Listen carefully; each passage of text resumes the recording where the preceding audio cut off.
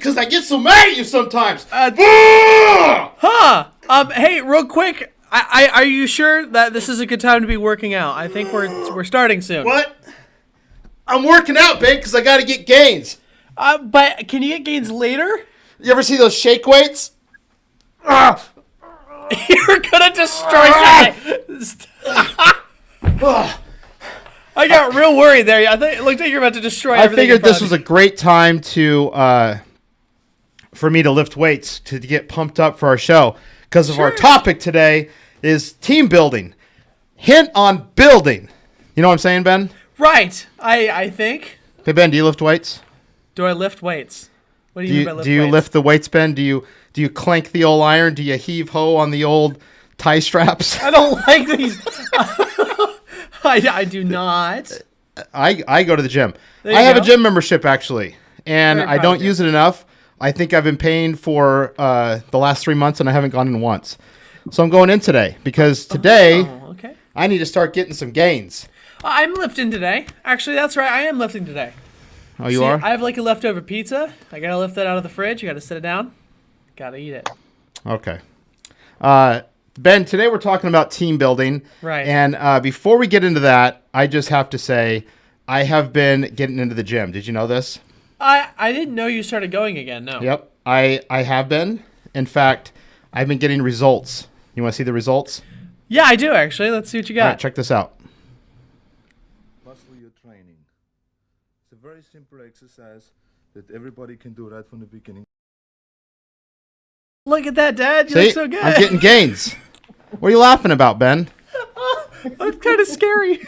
What do you mean it's scary? I'm building muscle. Right. You have to work at it. It has everything to do with what we're talking about today. You know what, Ben? You're not convinced. Here's another video of me working out. No, yeah. It's 2 hours in the morning and around 2 hours at night. And we lift an average of 50 tons of weight. That doesn't even like, what in the world? And, you gain around 10 pounds of muscle size before competition, like 3 months before competition. 3 months before competition.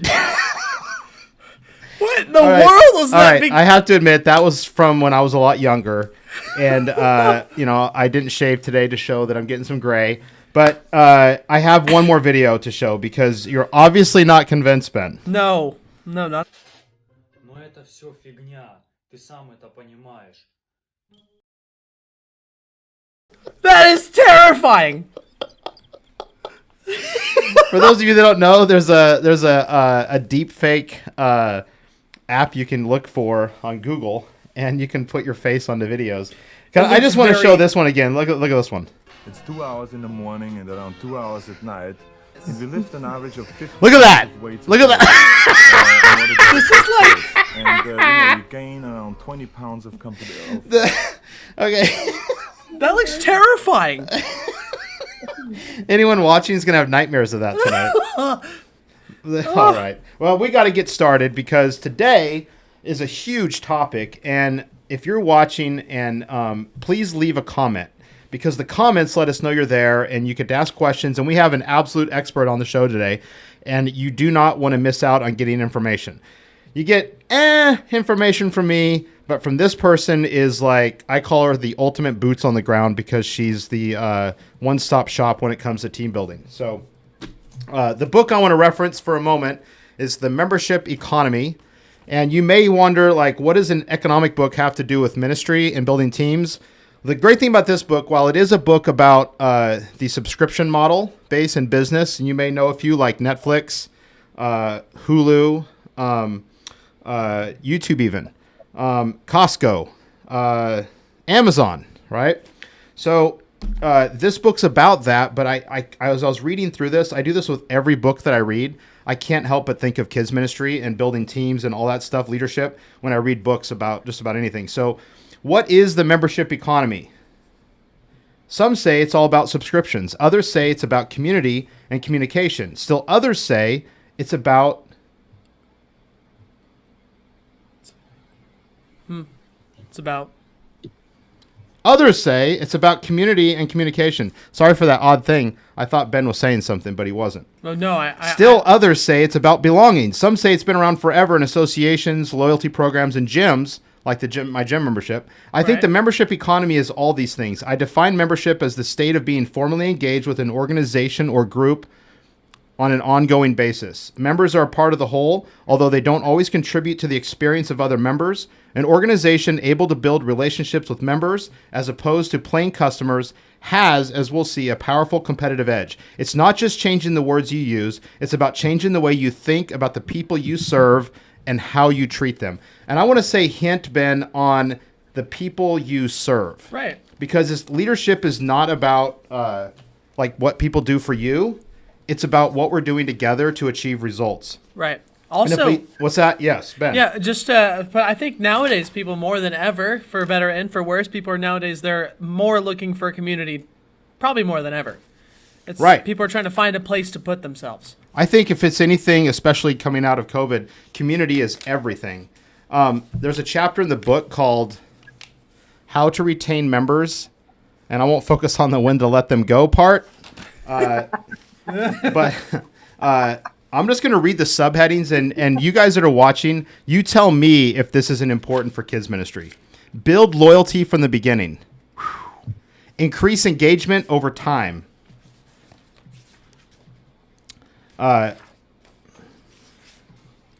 Wow, Ben. Yeah. What There is we it? go. There we go. There we go. I found it. Oh, he's scrolling. found he's it. Scrolling. I love this part. So I started doing this thing. It's like I've been in kids ministry for 25 years, and I stumbled upon something, but I didn't know the effectiveness of it. I didn't know how well this would work. And the first step is a few specific ways to increase loyalty. Build loyalty through the free trial. So what I started doing is Ben, I'm going to cut to you right when you're drinking. There we go. I started when people ask if they want to serve or like to say, hey, I want to join your do what you guys are doing or whatever. I don't just plug them right in. I have them come up and I preview a service because that's going to do a couple things.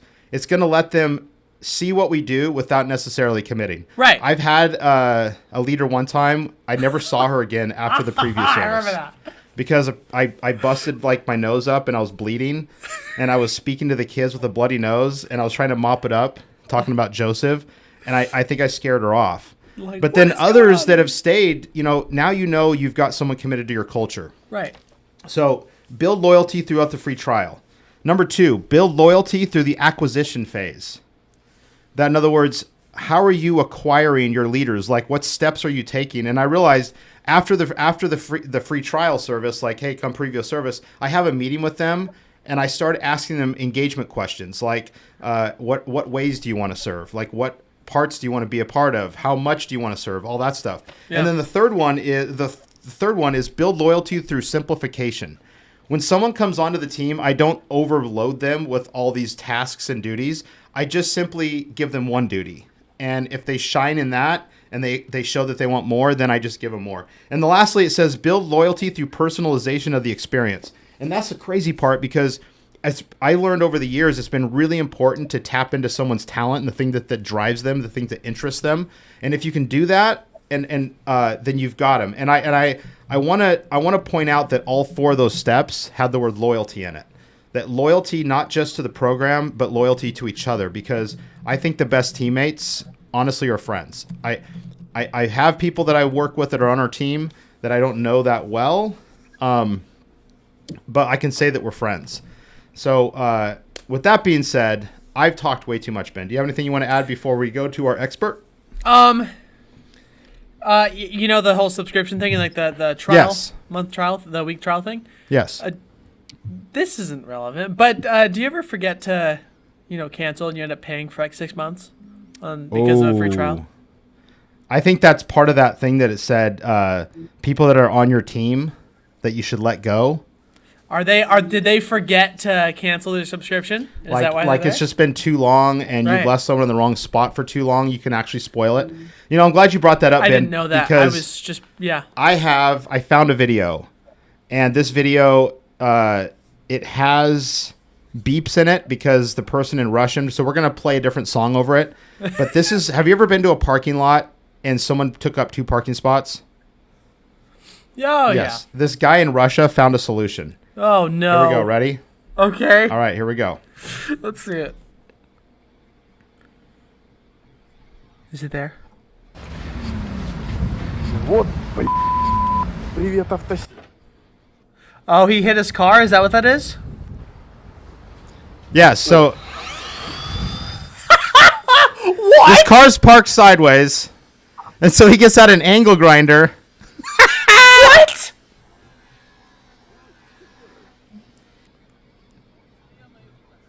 I don't know what they're saying, so I hope they're saying He's everything probably okay. like, well, I want my parking spot.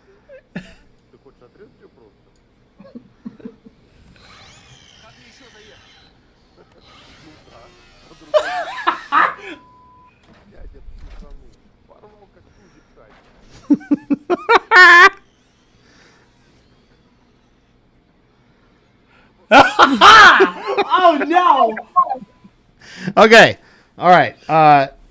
If that is how your teammates are coming onto your team, like they're forcing their way in, and they come in and they're just going to chop up your program and force their way in, that's not a teammate you want on your team. That's I found this graphic, Ben. It was actually part of a video, and if you guys go on and look for the Marshmallow Challenge when it comes to leadership, this is crazy. So they took 4 groups. They took business grads. They took a group of lawyers. They took a group of CEOs. They took a group of kindergartners, and they gave them each 20 minutes.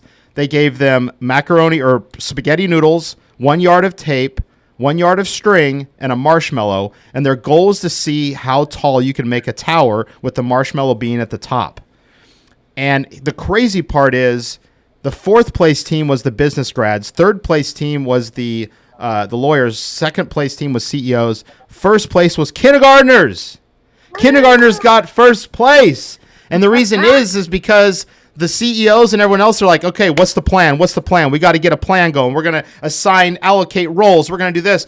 But the one thing that the kindergartners didn't do was become paralyzed with information. They simply rolled up their sleeves.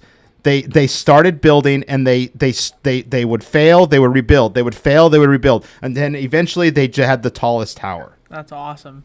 Isn't that crazy? That's crazy. So I think that if you have the right people you're working with, you can roll up your sleeves, get to work, and you're going to make a mess. You're going to make mistakes. But if it's the right people, right group, then you're going to do wonderful things. So with that being said, let's bring on our very special guest. The professional.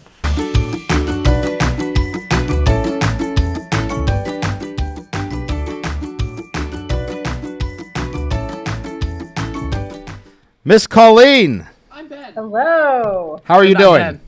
I am fabulous today. Awesome. Now, Miss Colleen, I have to ask. I think I made a mistake. I referred to you as a school principal, but you are so much more than that. So give us a little bio about yourself. Who are you? What are all the roles that you have? So here at Destiny, I serve as not only the school administrator, the school principal, the school secretary, the school nurse, the school preschool director, and that's just the school side of things. I also oversee the entire church childcare ministry, which is led by our fabulous Heather Thompson, and then our downstairs preschool ministry, birth through kindergarten, TK kindergarten, and that is a wonderful Orchid Kavnar. I oversee those 2 ladies who do a fabulous job. So that's a big job over the last 20 years or so that I've been here. That's kind of morphed from just a lowly little, I'm going to help coordinate missionettes, and now I'm all encompassing all of that. So that what I'm hearing is not one team, but I'm hearing multiple teams. Yes, there are several teams that we have built that kind of get overseen. And, each one of those teams is unique in what we need from them in terms of the expectations for their positions, because you're going to require a lot more out of a 4th grade teacher than you are out of your childcare worker, but they're both an essential part of the team. Neither one is more important than the other. They make ministry happen across the board. Okay. And I think what's interesting, if we go back to your video of your, in Russia with the guy kind of cutting the car off, what you might not know about me is in 1992 to 93, my husband and I spent 11 months in Bulgaria. So that video was very true to nature of how they would park, how they would handle their problems. But I love how you brought up there are people who sometimes try to, force their way in and force their ideas in. And as the leader of these different teams, you have to make sure that you've got everybody kind of on that same, page. You've got to have that shared mission, but you also have to have a common goal. And they go hand in hand, but they're not exactly the same thing sometimes. The shared mission is kind of across the board, I think, church-wide.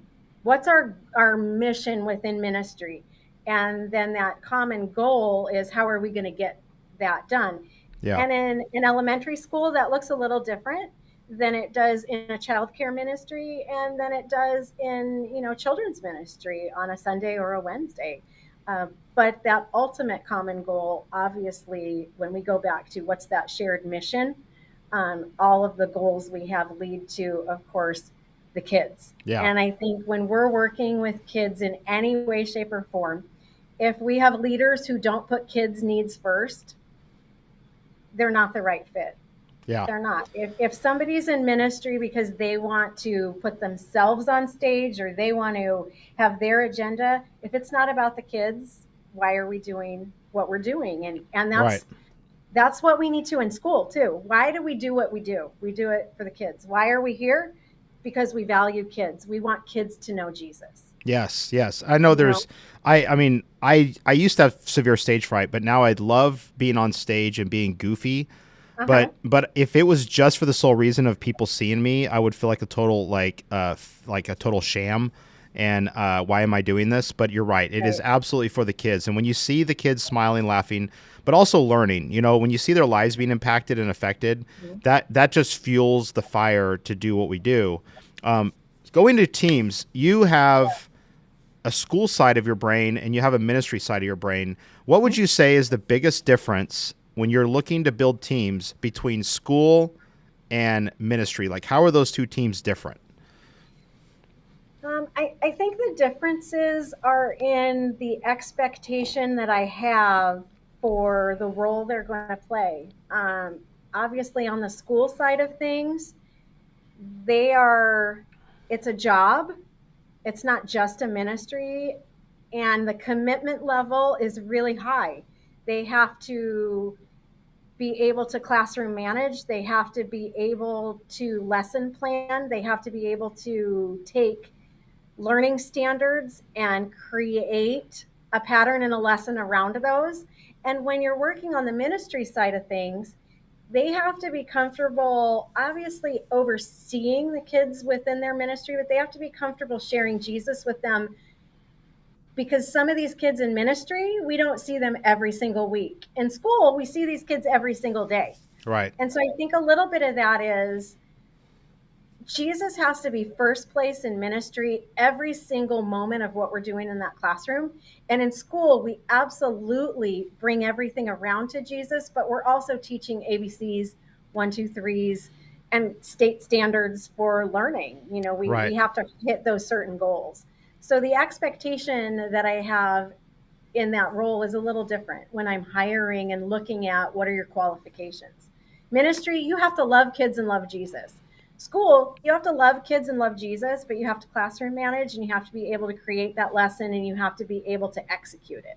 Yes. It's essential. Like you say, the word classroom management, it's absolutely essential to manage kids effectively, because otherwise it turns into absolute chaos. And then everybody wants to quit, including the leader, if the kids are going crazy. But there is an absolute difference between classroom and children's ministry space. And I have a feeling, I'm the kids pastor at Destiny, but I have a feeling that if I interviewed with you, and I'm totally okay with this. Okay. We are still friends. I would think that you would go, I think you've got skills, but not as a teacher. Well, and that's why you do chapel for us. That's right. You do chapel. You do an amazing job at chapel. The kids love your chapels. But if that was what they got every single day, I don't know how many learning standards we'd get. But we would have a lot of fun doing it. Yeah. There's a difference between experiential, which look at I think at the highlight, I think a goal would be every teacher wants their kids to like have this mind blowing like revelation every day, right? But Right. but there is a difference between the 45 minutes we spend with kids once a week and the 8 hours a day. I would get exhausted. I don't think I have what it takes to be a school teacher. So I'm finding out this week because I'm subbing in first grade, started last week and part of this week. I'm finding that I'm much better as an administrator than I am a daily classroom teacher. It's been a long time since I've been in the classroom every single day, and they're a chatty little group, and they have a zest for life. They can sing the books of the Bible, but they can't sit still sometimes. So there's a lot of activity in here, and my brain is okay. you know. Yeah. Now you have a lot of gifts and you wear a lot of hats, and I think Yeah. that's very evident, and you do it very well. And I'm not. And for those of you watching, I'm not just saying that. She really does an exceptional job. I see it. If you had to choose one hat to wear, like for the rest of your life, and as far as what you do, what would be that hat that you would wear? It's interesting. When I was 19, someone asked me to write out my life's purpose. And I wrote down, I just prayed and said, Lord, what is my life's purpose? What am I here for? We've read books like Purpose Driven Life and things like that. But the phrase I remember writing down, and I still have that paper, so that tells you a little bit about the kind of person I am, that I still have a paper when I was 19 and I can find it. It was turning chaos into organization. So I think that administrator role is what really truly fits me the best at this stage and season in my life. God has used the experiences I have had over the last 30 some years in ministry and education, and really honed in some of those skills for being able to administer and oversee what needs to be done. But I will say, along the way, someone really, really wise, my boss, Pastor Greg, told me that I need to delegate more and not just do everything myself. And let me tell you, that's hard when you're leading a team and you're building a team, because the standard rule of thumb is if somebody else can do your job 80% of the way you would do it, that's good enough. And for me, it's not good enough, because I look at that 20% and I'm like, but there's 20% that's wrong. So for me, I really had to grow in that area and really let go and really say, you know what, Lord, I am going to delegate this. I'm going to let this person who has this gift be able to learn along the way. They're going to make mistakes, and I have to be okay with those 20% of the mistakes. Yeah. We have to let them grow, because what do we do with our own kids if we have children? They make mistakes and we teach them through that, right? Well, Yeah. I'm finding that a lot of the teachers I have are kids my kids' age. I've got a 23-year-old, a 21-year-old, a 20, and an almost 18-year-old. They're young adults now, and I can coach them through life, but I can't really make any decisions for them anymore. I had to do that when they were little. And so I'm finding a lot of the teachers I get in all areas, ministry workers, everything, it's you have to let them make that mistake. Being 20 something is still an okay place to fail. So yeah, I mean, I have found such freedom when I allow other people to take over. Like I found I do not like administrating. Like administration, if I'm in the office all day doing paperwork, how did you know I didn't? If I'm in my office, I know that sometimes there's our leaders, our office team probably goes, where is Sean at?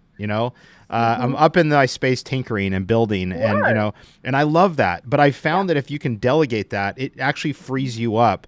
I have one of my leaders' name is Char Blair. She's actually going to be on next week. She said, as leaders, on average, we spend 90% of the time doing 10% of what we're supposed to do. I'm like, whoa, so it's interesting, because I think it's important to identify as leaders what the desired hat to wear is, because then it allows us to function in that, but then to fill in the gaps. Like administrators need I'll just call them the creative clowns.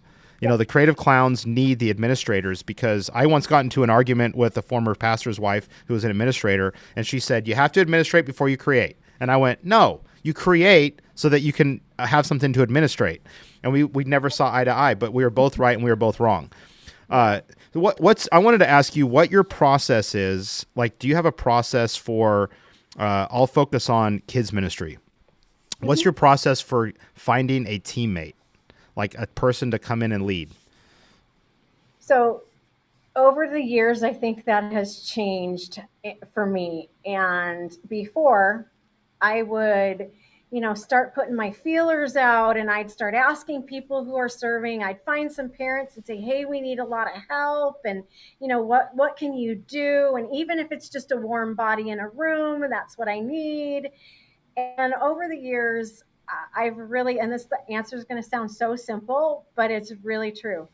I pray first. And I really say, Lord, this is your ministry. This is your classroom. This is your program. This is your deal. I'm here out of obedience to you. So you need to send me the right people. You need to have them cross my path, have them cross a teammate's path. And then I start my feelers, and then I'll send an email out to the team and say, hey, we need this position filled. Do you know anybody? We'll send out our famous, every staff has them, the all staff emails. Hey, I need this position filled. But inevitably, when I let the Lord have that first, and that's been a process for me. That's not how I started out, 20 years ago, 30 years ago, looking for leaders. I would do it all in my own strength. And now I'm not perfect at it, but now I really stop and pray and say, Lord, this is yours. Yeah. You figure it out. It's but good. Then I have to leave it at his feet and walk away. And too often we're too quick to pick it back up. And I know that's a really simple answer, but I have found that I get the right people and quality people when I let God do the work and I do the praying. Now, that doesn't mean that I don't have a process that we have to vet people through and questions they have to answer. And, I'll reach out to people that are sent my way, but I pray. And I know that sounds super simple, but that's really where in ministry I have come all these years to that place of, Lord, you know so much better than I do. Yeah, I because he's always watching, right? And he knows what's happening in the hearts of a person that we may not see. I have almost missed out on some of what I call my all-star leaders, because my first impression of them was not good. Like I'm like, I don't know. I don't know. They don't seem like a good fit, because God knows, and I love that. And it's a great philosophy for all. You have all-star, you have all-star teachers and all-star workers. I won't have you name them for fear that those that aren't on that list might get offended. But, you have people that you count on. What are some ways that you as a leader, let me rephrase that. In reference to the people that have stuck with you, like what is the best way that you hold on to those people? Like, give us some ideas on like ways that you can honor, because I know my leaders, when I came to Destiny 5 years ago, my stress was not, will the kids like me? I knew that I was enough of a clown and I had enough tricks that the kids were going to like it. My stress was, I lost sleep over this. Who are going to be my friends? Because I was coming by myself. Who are my friends? So what are ways that you hold on to your leaders that are just precious and dear? I think one of the best things to do is I try, and I know one of them is listening, but I try to really respect their time. I don't hold endless meetings that could be an email. Yes, it's nice to have everybody get on the same page. It's nice to all be in the same room. Yeah. But we don't have to spend 2 hours in the same room digesting data. On the school side, on a children's ministry side, put a little video together and send it out, instead of requiring everybody to be at this meeting that's going to be 2 hours where we talk about so much stuff you forget what you talked about at the end, or there's really no purpose to it. Yeah. So I really want to respect their time. Another thing that I do is I remind them that the majority of the people I work with are female. We do have some male teachers and some male volunteers, but I tell them that they are moms, wives, sisters, aunts. Their home comes before their ministry. And so Mm, many of us in ministry get that wrong. We think that because God called us to ministry, that we are supposed to lay everything aside to serve God. No, we're not. We right. serve God first, we serve our family second, and then our ministry comes third. And there's times in life where ministry is going to override and you're going to have a big season. I think of like summer camps for children's ministry, right? Yeah. You put so much, if you're a leader for that, you're putting time, energy, and effort into it. And it's going to overshadow maybe a baseball game or something that maybe one of your kids has. But when you're constantly putting ministry and other people's kids over your kids are not set up for success that way. They're not set up to love the church. They're not set up to love Jesus. Mm, You've got to your family comes before anything else you do. So I really make sure they know that. Um, I want them to understand that if they need to take time off, it's okay. The more advance notice you can give me is better. Please don't, tell me the day before, oh, by the way, I forgot I have this appointment tomorrow. Just let me know as soon as you know. That's kind of, I like to say that. Let me know as soon as you know. And yeah. sometimes it is last minute, but a lot of times you've known for 3 weeks you have that appointment. So let Yeah. me know ahead of time. Yeah. Don't call in the day of with, oh, I'm just not feeling great today because my dog ate something this morning and I just need to stay home with them. We hear every excuse, don't we? Oh, we In do. ministry, We do. we hear all kinds of things. 5 minutes before service is supposed to start. Oh, I just don't feel like coming tonight. Okay, well, 35 kids are in your classroom waiting for you tonight. So we'll find somebody. Yeah. But I really want to respect their time. And I really want to make sure that they're putting their family first because that's more important than anything else they could do. Yeah. And then for me, I like to give them little things along the way. Holidays. It's even if it's as simple as a bag of M&Ms that says you're marvelous and magnificent. Thanks for being part of our team. Little things like that. Not everybody loves gifts. Not everybody loves food, but the people that do, and then writing little handwritten notes or sending them a quick text message. I try to hit those 5 love languages. The people who want the quality time, you've got the teachers that just want to talk to you for 10 minutes. They want to, the volunteer who comes in who wants to rehash, her week with you. Those are important things too there. So trying to hit those 5 love languages in different ways, and you start to figure out some of that is generational with your boomers want something, your millennials Yeah. want something else, your Gen Xers looking for something else, kind of, and not in stereotypical terms, but just overall, a lot of the teachers who are older, they just want that quality time. They want to know that they're still valued and that they matter. So Yeah.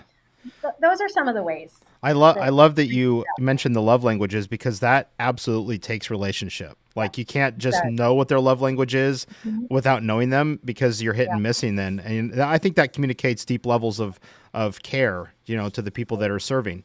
One of the last questions I have a challenge for you. I have a challenge for you. This is scary. Yeah. Be afraid, right, Ben? Right. Right. One of the things that I've noticed, so I've had a lot of really great teams over the years. Just super. Before I came to Destiny, I was like, this is my last kids ministry job. I love my team so much, and then obviously God had other plans. But what are ways that or let me ask if you do. Change is inevitable. Like whether it's school or church, change is inevitable, and sometimes people have a hard time with change. So what is like a way that you communicate either an update to the vision or a change to the vision to where your teams can get behind you and like maybe they don't agree with it, but they definitely are with you for the ride. Yeah. That's definitely one of those things that's better communicated in person. So that's one of those times you need to have that meeting.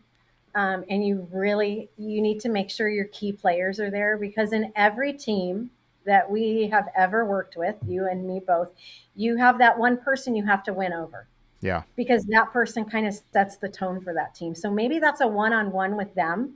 to say, hey, you know what? We are going to be changing this aspect of our ministry because, and you can give them reasons and you can, but how do you feel about that? Do you agree with that or not agree with that? Because if you're not going to agree with that, then we're going to have a hard time convincing the rest of our team this is a good idea. So what can you contribute to this change? Do you see what else we could do? I really get their feedback when, and in a way, it's kind of like getting them to think of the answer you want them to get to, and you ask those open-ended questions, and you kind of get it to be their idea. Then they're much more likely to say, hey, yeah, this is a really great thing. So when I can pose a question to that key person or group of people and say, what do you guys think about this? Where do you think we should go? Here's a situation we have, we need to change. What do you think? And when you can give them the power, so to speak, of being able to have an impact and an influence on the direction you're going to go, they're going to have that buy-in. If you walk into a room and say, okay, well, from here on out, you can only serve once a month now, and that's all you're going to do, and this is what we're doing. Yeah. They don't have a buy-in for that. They don't understand why. They want to be there every week. They don't understand why you're going to a once a month rotation. They don't understand the reason behind it. But when you can, bring that in, or vice versa. Sometimes I've had to say to teams, listen, the kids in this room need you every single Wednesday night for 6 weeks in a row while we're on this topic. If you can't commit to 6 weeks in a row, I totally get it. We really want to have you, but we are looking for 6 leaders who can commit to 6 weeks in a row. And then we're going to give you 6 weeks off. I love that. I love that you give them a goal and you include them on the decision making. Yeah. Although the vision's set to have, I think if you don't have a say, you're not really on the team. I think that you're kind of on the outside looking in. But I also love that you set goals and you say 6 people, 6 weeks. I think you can get your head around that. And to all churches watching, kids pastors, we at Destiny, we have the summers off and we take a good month and a half off for Wednesday nights. And oh my goodness, I think that allows people to step out. It gives them a timeline, but it also gives us a reset, Like, imagine if you had year-round school. You probably have parents that want that. Oh, yes, we do. I already have some lobbying for it. And my teachers are like, we'll walk out. We'll walk out tomorrow. Yeah. We need a reset. Yeah. They do. So when you can take a break, and so many times, like our Wednesday night family nights, when you can say to a volunteer or to a ministry worker, hey, we are here for the next 12 weeks. Can you do 12 weeks? Because sometimes, and we've been on teams this way, we've probably led teams because we've had this situation. You've got people that you bring in and they think, I'm not signing up because it's it's going to be the rest of my life. No, it doesn't have to be a rest of the life, right? Yeah. You can give them that, I need you for 12 weeks or I need you for 6 weeks. And then we can evaluate how you're feeling. And some of those times you'll see this is a really great fit for this particular person. And they ask for more. They want to do more. And they're committed and they show up and they haven't called out last minute 3 times out of the 6. When we have that happening, we kind of look at it and go, well, we asked you for 6 weeks. You kind of called out 3 of those times. So we're going to give you a little break. And when you're ready to commit to 6 in a row again, let me know. Yeah. But being able to use, January to Easter is a really long season. February to Easter can be a really long season. But when we can break it into chunks for people, or some people like to be there every other week. I always appreciate those volunteers who can come in, or those ministry leaders or workers who can come in and commit to that long-term kind of 6 weeks. I would say 6 is long-term for some of our volunteers, right? Yeah. But because then by the time the kids see you every single week, they get to learn you get to learn them, because you don't have the same kids every week. Right. But when you're there and that kid remembers you, I'll give a short example of that. When my youngest daughter was 3, Lee and Jane Gardner, they are amazing people. They have served in children's ministry for 30 plus years here at Destiny. Wow. They will not give up their 3-year-old, 4-year-old, or 5-year-old class for anything. My daughter was 3.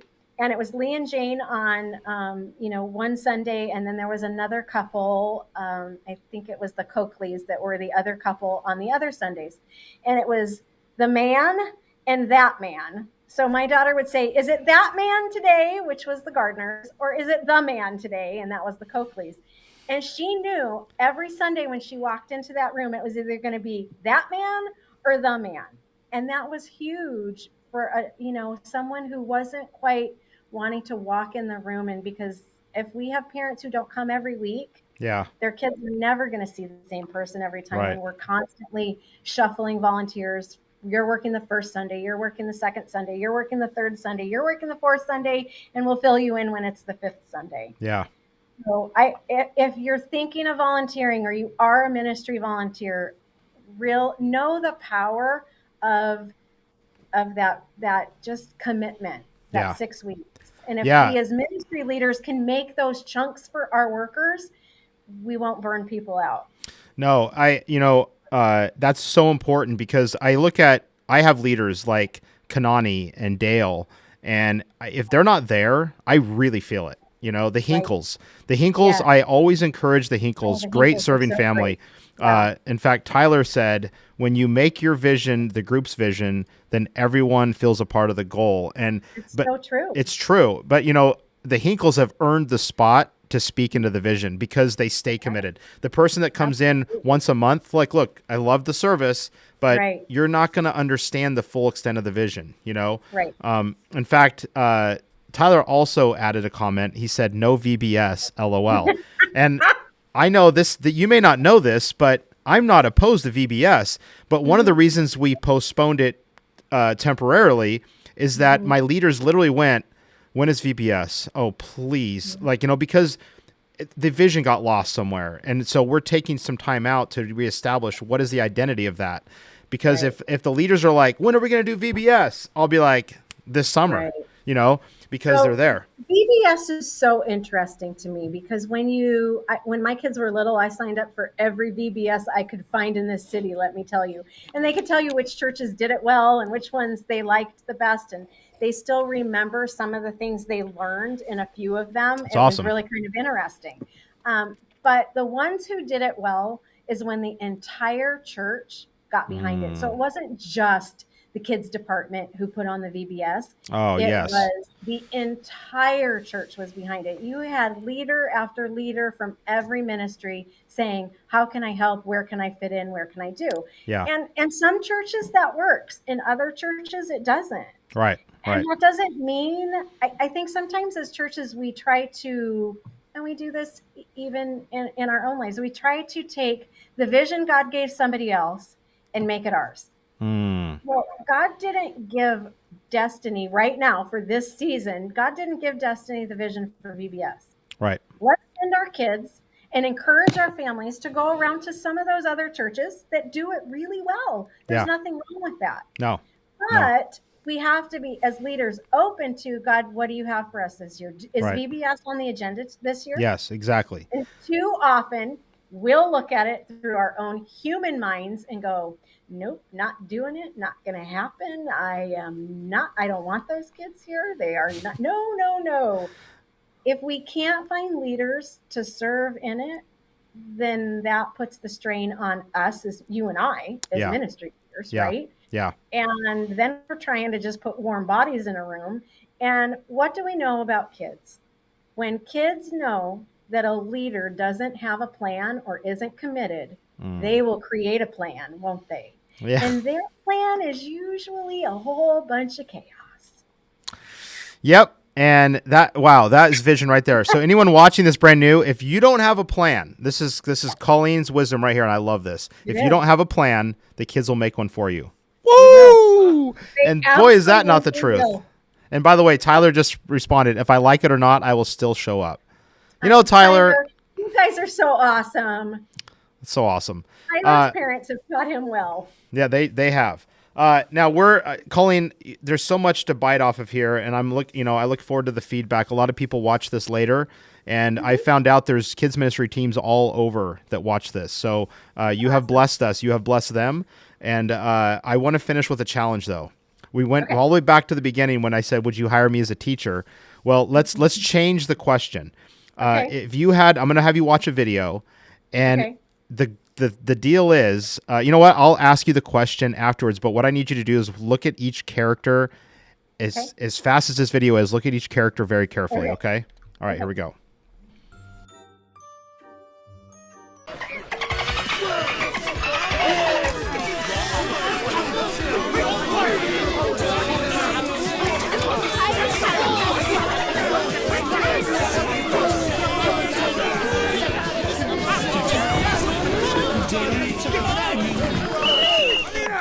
Okay, let's all give our ideas one at a time, okay?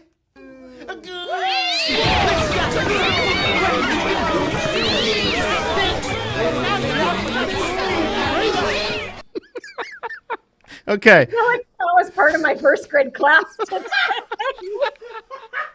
All right. I'm going to bring Ben in. Ben, here we go. I'm adding you into the picture here. Okay. All right, Colleen, with the exception of Caleb, who was in the middle, the guy that was like, guys, and me, who was right next to him, which one of those, and you know what? Molly was in there too, but leave Molly out because we were the kind of three normal leaders, even though she's part of the Beach Bums. Right. Which one of those characters would you have chosen to be on your team, to teach a class in your school? If you had to choose, you have to choose one of them, but you have to leave out the three adults that were in there. Oh boy. You know what? I can only pick one because I can see the value in each one of them, though, as a leader, because again, we have to go back to our biases, right? Well, every one of them can contribute something. It would depend on if I'm doing a flaming science lesson or I'm wanting some. But lab coat, was that Dale in the lab coat? Oh, Professor Smiggly, Smiggly. Yeah. Yeah, I think you found the That's the best sane one. That's the only one. Probably the only sane one that I would put in a classroom for a long stretch. But the rest of them all have value, though, and I think that's sometimes what we miss. And you touched on this a tiny little bit. Sometimes what we miss, and I have done it myself. You know, we look at it and we have that preconceived notion of, no, that's not going to work. Yeah. And I've done it in interviewing elementary teachers. I'll sit down and go, not going to happen. Sometimes that's a good thing. Yeah. And sometimes you have to kind of peel back a few of those layers and get them to be able to do that. I had an interview once that I had one-word answers for the first 3 minutes of the interview. I had asked all 10 of my questions and gotten one-word answers. I really didn't know where to go from there. Because I'm like, can you expound on that? No. Oh. Okay, so thank you. We'll give you a call. I'm gonna guess That's that interviewee's name rhymes with Shmamana Schmossback. Right. Not at all. I think our interview with that particular person was probably closer to 2 hours. Wow. All right. Yeah. Whoa. That's wow. She gave more than one-word answers. Okay, well that's I give good. her a hard time all the time. That's good. And I love her, and she loves me. Yeah. I hope so. I know she does.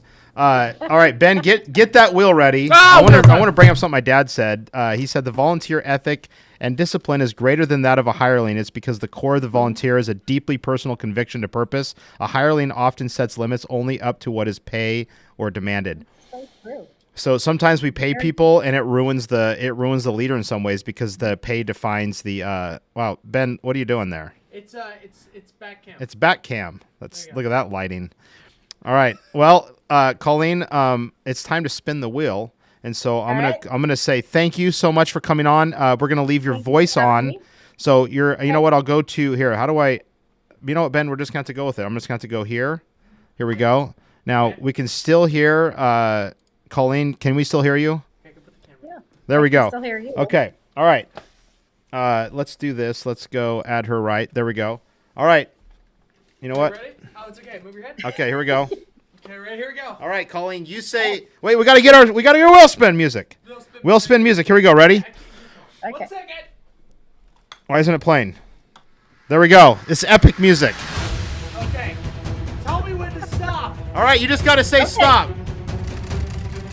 Stop. Stop. All right, it's Space Chihuahuas. it's space versus character. Hey, this music's too loud. This music's too loud. Oh, I thought All right. Space Chihuahua. It's space versus characters. Oh, okay. So the topic is, and Miss Colleen, just so you can spread the word, not that you will, because the show's whatever. But it's, should you set up your kids ministry area? Should you focus it on the environment or focus it on characters? I thought it's Space Chihuahua. Think Walt Disney. Think Walt Disney. Should you set up character-driven space or an environment-driven space? I think we should. That's the subject for next week. We will have Char Blair on the show. Colleen, thank you. Thank you for Thank having you so me. much. I mean, find my outro music, and you have yourself a blessed day, and thank you so much. Thanks so much. Bye. Bye. Ben, Yes. this music is way too... We have to pause it and start over because I volume down, but here we go. You guys, thank you so much for coming on. Thank you for all your comments and all your viewerships, and I'm going to keep pumping that iron. You know what, Ben? Yep. This has got to happen. We didn't end yet. We didn't end right? Put that wheel back in the space, Ben, because it's time to do this. Space Chihuahua. It's 2 hours in the morning and around 2 hours at night, and we lift an average of 50 tons of weights a day in order to get those builds. And you gain around 20 pounds. All right, it's time to get out of here. Love you guys.